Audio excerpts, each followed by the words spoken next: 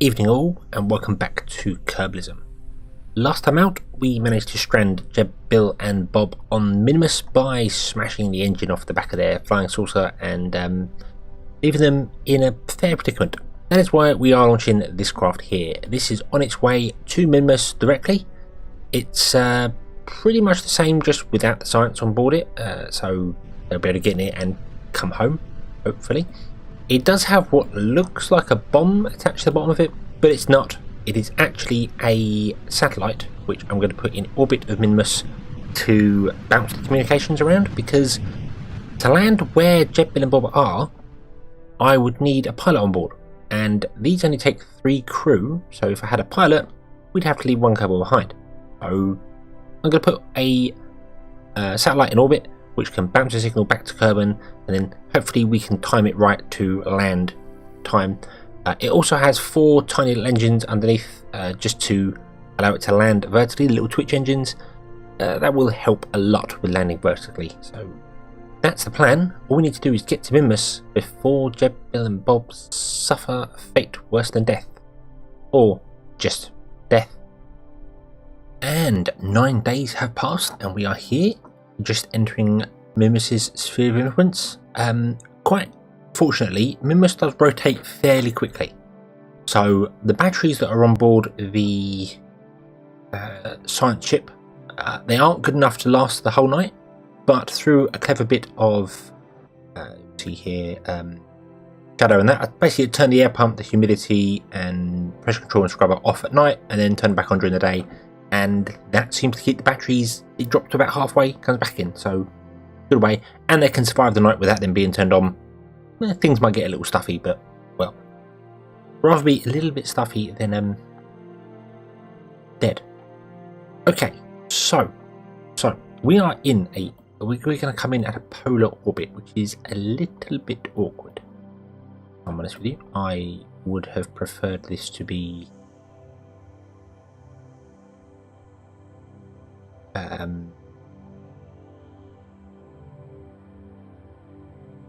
what's the word? I would have preferred it to be equatorial. I can still do that now I think about it. Let's point normal. We've got a fair bit of delta V. Only need closer to the, is it? No, it's not. Right, awesome. We only need 1,400 to get home, so that's good. I'm not going to go biome hopping with this at all. I think if I'm going to do that in the future, I will bring a rover. I will bring a rover, or I might wait till we unlock the gravity engines. They seem quite interesting. I'm also going to try and push the orbit out. I want this to be quite high. I want it to have a slower orbit, so let's push it out to about 150. Yeah, about 150 seems good. Bomb. Go. Okay. We now want to orbit. Whoa. 150, please, if you don't mind.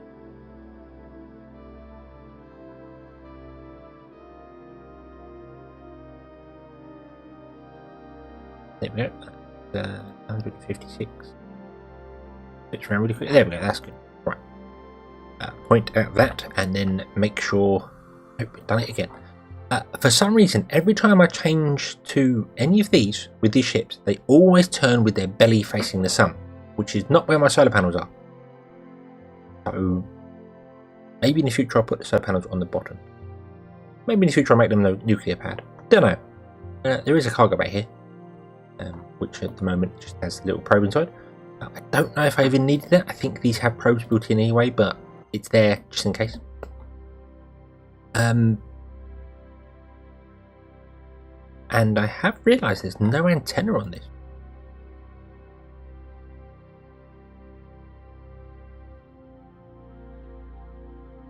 Does that mean we're using the one in here? Guess we are. I guess we... Oh. that should be fine. That should be fine because that will relay. That will be absolutely fine. That will be no problem at all. I will have to drop that from the craft before I deploy that shell because I don't want it pushing up against the craft and maybe going boom. But we'll get into orbit first. Let's walk to orbit. Walk to our manoeuvre, sorry. See, Minmus does spin fairly quickly, actually. Only a few hours nighttime on Minmus, which is quite useful. I hadn't realised that. If I were to build another base, I think I would probably go with Minmus. It is further out. It takes 9-10 days to get here. But the gravity is so much lower. I mean, monopropellant engines can pretty much take off from here. Anyway, go. Just pull ever so slightly down. Makes sense. There's extra weight over here, and those aerospike engines are fantastic. I've always been a fan of the aerospike. The concept of them is brilliant. I think they do work in real life. Just we're not researching them. I don't know why, but we'll have to read a bit more about the aerospike. Something not quite right about it. Anyway, moment of truth. I am gonna quick save here, and that's not in case something goes wrong. If it goes wrong, we lose signal. We're gonna lose signal. Simple as that. But I'm gonna quick save because I have attached a clamp, docking clamp, to a fairing, and I don't know what that's going to do. So we're gonna decouple this, and it's gonna be okay. That's all right. That's all right. That's absolutely fine. Okay. Right. So let's do this one by one. We'll deploy that. Away that goes. I do think I put the actual force of that down to nothing, so that should have been fine anyway. We will extend the solar panels, which is actually a lot easier to do via the Kerbalism menu, but we're going to do it here. Yep. And then we're going to decouple from that. Goodbye. And apparently that's going to stay with us. Okay. I think that was actually attached to this tank. So, yeah, that's fine. That's absolutely fine. That's not a problem. And now, if we look on map mode, switch back to here. I can't zoom in far enough to see it, but I believe if I also switch ships to not that one, that one there. We have direct link and the relay, which is good. Okay, we've got both. I'm happy with that. I don't know what orbit the relay is now in because that launching is on a slightly lower orbit than us. Fine, happy with that. The main reason behind the relay was so that when we're over here on the dark side, hopefully the relay can be around here somewhere, and we can be talking to Kerbal. That's the only important part, because this is an unmanned vessel, unkerballed vessel, so we need that. So let's fire up our engines, shall we, and bring our periapsis down to, shall we say 30? Does that look good? 30 seems like a good number.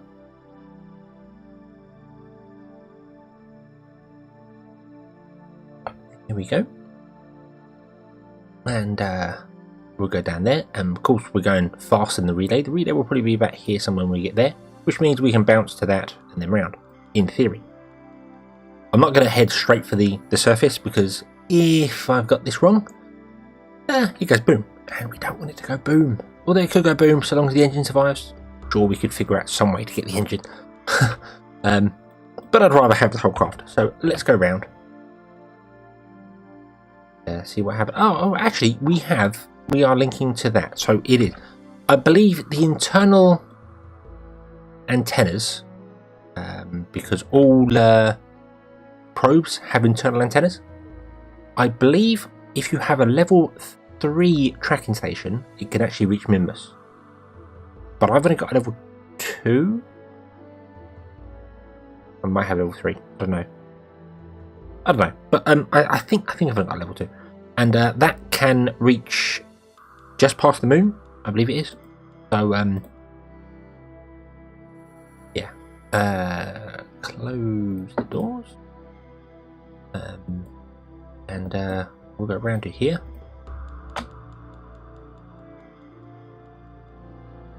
And then we'll have a look at trying to land. I would prefer to try and land in the daylight.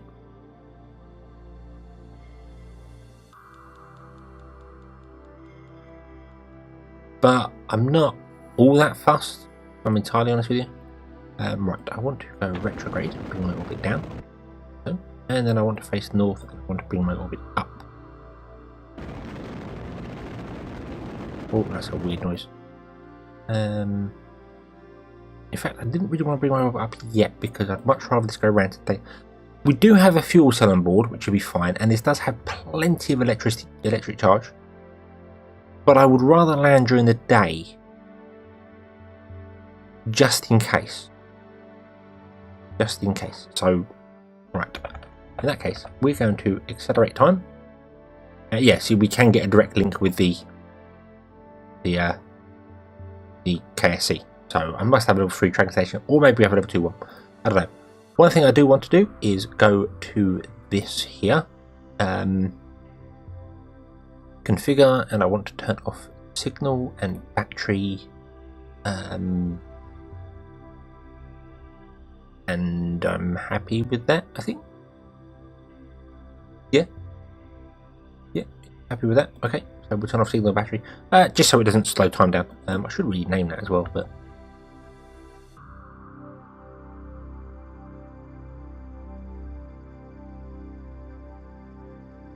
now you will break line of sight because you don't have any connection at all. I'm going to leave that like it is. Okay, and stop here. Then we will fire the engine again and get our...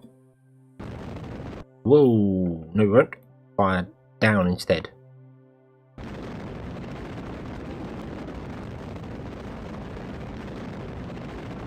Yep, and we'll fire retrograde as well. Bring our orbit in even closer. I'm not sure what the highest peak is on Minmus. I don't want to go much closer than that. And then we'll walk around to about here and plan our landing. It's generally going to be stop, drop, hopefully land gently. Hopefully. I'm not entirely convinced persistent rotation is doing its job. So our engine there, bring that down. It's not very even where they're landing, but that does not matter. Do that looks good. We will also point north and bring our sails up over the top of them. So. And then we'll go to here somewhere, and I'm going to literally just stop and drop out the sky. I'm not going to go in some weird descent. It is quite literally just going to be a stop, fall, pretty much straight down. That's the plan. And we do obviously have a direct link to the KSC, which is good. That's absolutely fine. So stop, we have to go above them. Is so. Point retrograde. Fire the engine.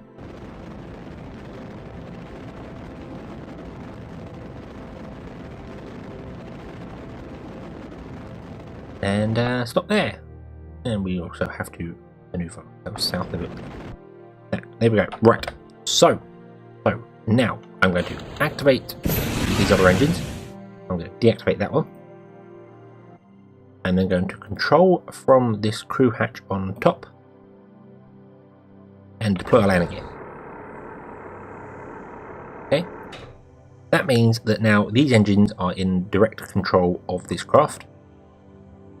There is our target.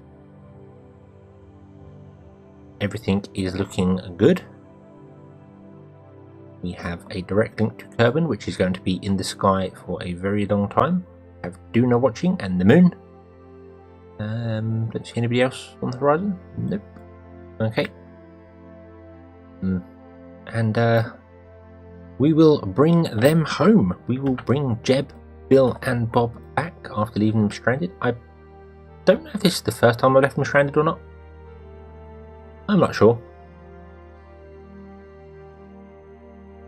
I know I get confused between my playthroughs. I remember that dramatic problem in Season 2 when I was testing a new craft on the moon and it went terribly wrong and ended up killing like 6 Kerbals in one go, including Valentina. That was bad. It was really, really bad. Okay, we have an impact time. If you can see it down there, we have 20-second burn.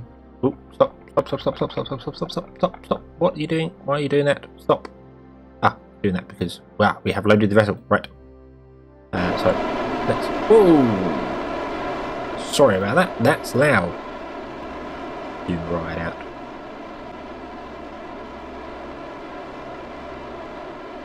Now, I don't actually know whether... I think my centre of mass is not fantastic.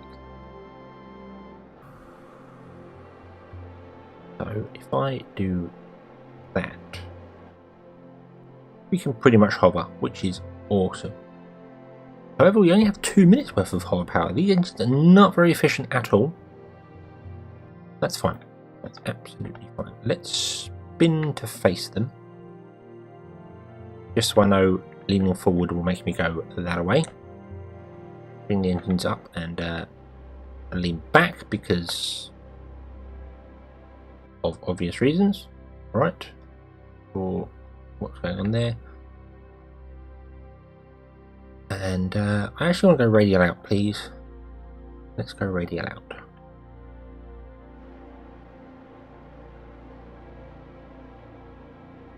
Please push me that direction.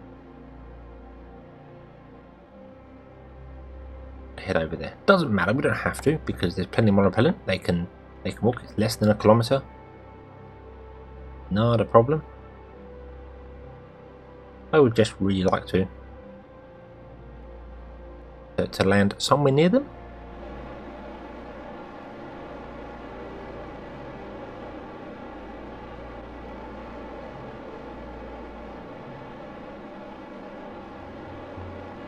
For some reason we keep twisting. I'm not sure why.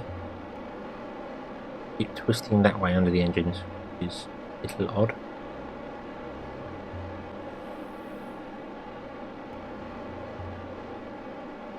And apparently now we're travelling forwards.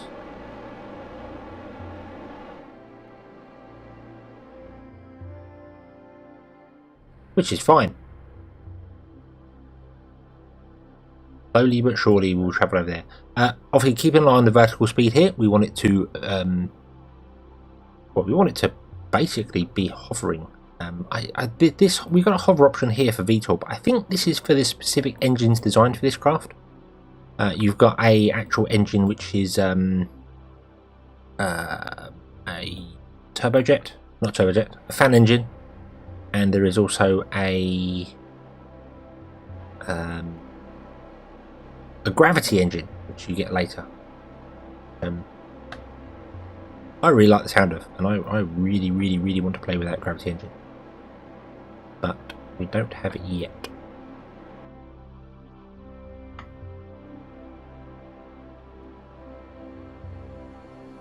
Okay, we are coming in for an actual landing by the looks of it. So, boom, there we go. Look at that. See, Minmus's gravity is fantastic. Absolutely love it. So, 10 days after being stranded on Minmus with a lot of food. They did have quite a bit of food. So, not really a big problem. The craft is pretty much intact. It's just missing a key component. It's just missing an engine. Which is a shame, because otherwise that could be a really good sort of... Well, we can leave a flying saucer on Minmus. We can leave a flying saucer on Minmus. And I think I will shut it down completely. I'll turn everything off on it.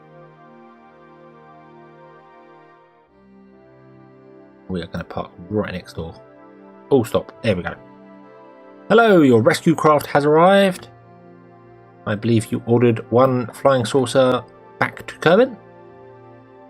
So, Let me see. Jeb, out you get. Go and check that everything's still working on this UFO.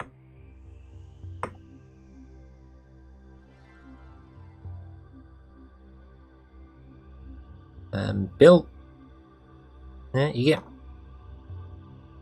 Nope. And you can go over as well. Minmus's gravity is fantastic. You can literally just jump and I'm not entirely sure, but I believe if you had a jetpack with more fuel on board, you can get into orbit on Minmus. Don't quote me on that, I'm not sure. That might be an old fable.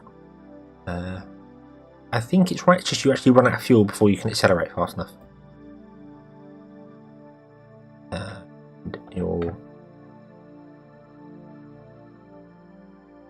Okay. And you can board. I would say grab the experiments, but the experiments got explodified, so they're not going to work anymore. Open the doors. Okay. So we shall turn off everything. Like so. We'll just turn it off, everything at all. Highlight malfunctions is fine. That means that the scripts will carry on, you know, in the shadow and in the sunlight. It will still turn things on and off as it goes. Not that it's going to be using any of those things, so the power's just going to charge up and it's going to sit there, but we won't get notified of it at all. And that can just sit there. We may come back to it at some point and salvage it for bits and pieces. Or something else, I don't know. I mean, it could roll down onto the flats. I do still have control of it, so that answers the question of probe cores. That must have a probe core in it. So, okay. So if we did come back to it, it could be something. We could, I mean, use it as a base, suppose. A thing we could do. I'm not too sure. But yeah. But for now, this one is going to head home. So we're going to untarget that.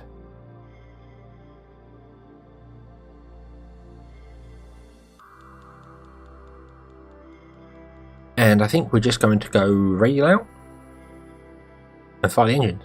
I think that's going to make sense. Yeah. Radial out. Reaction wheels are that strong. We fire the engines. They are loud. I'm very sorry about that.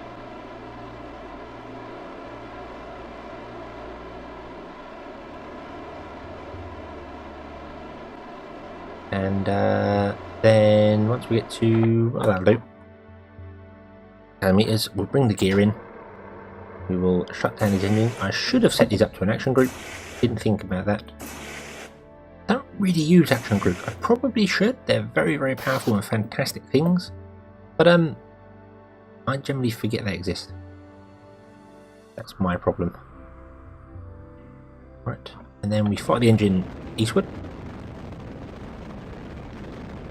And ooh, why does that pull down? That's interesting. We want to carry on facing radial out, I suppose. Is that correct? Doesn't feel right. Why does that not feel right? And we keep pushing down. The centre of mass is really messed up on this vessel. I'm guessing because of those engines. That's going to be interesting for re-entry. Or it could be because I'm controlling from the wrong place. Let's control from here. Let's say point prograde. Point prograde, please. There we go. And then fire the engine. And that's okay. So if you control from the top point, it doesn't understand the center of mass. That's fine. Absolutely fine. Where is Kerbal? We are firing the engine in entirely the wrong direction. It doesn't matter. We've got plenty of delta V. Let's break Minmus's sphere of influence, like so. Yeah, that's an awful, terrible, terrible thing. We're not using the above effect whatsoever. That doesn't matter. He says confidently and not actually knowing whether it does matter or not. It's going to take 2 days to come out of there. Okay, what if we actually then did do something a bit more realistic, shall we? Let's do that. And walk around here. And we'll send these Kerbals home. They do have 45 days worth of food and water. So they're good. They're absolutely fine for everything. So I don't have to bring them home, but I want to because that did not work. That did not work. Maybe we'll send out something with a rover on it. Unfortunately, these flying saucers are fantastic. I love them to bits. I'm probably overusing them a bit at the moment, but they're small. That's only 3-seater in there. They're small. Hence why I doubled them in size to make the station, so they'd be bigger and it looks more impressive. But if they were even bigger, they could deploy things like rovers and stuff like that, which would be really, really good. But then you get into the realms of just doing weird things. Tweak scale does not work on them. I don't use tweak scale. I manually use module manager patches and double the sizes of things in that way. You can very easily with the module manager patch copy it apart, rename it to something else, and just double its rescale value, which I do it that way. That just works for me. So yep. But it does mean I could build much larger things with the same parts that I've got, just enlarging them, because well, that's kind of what you can do, you know, in real life. You can just make things bigger. Doesn't quite work that way, I know that. Break. There we go. And we want to be going that way. There we go. And we just carry on.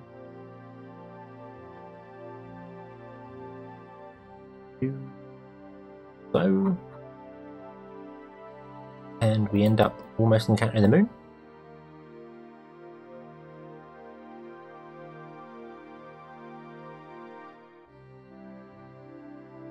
We do that.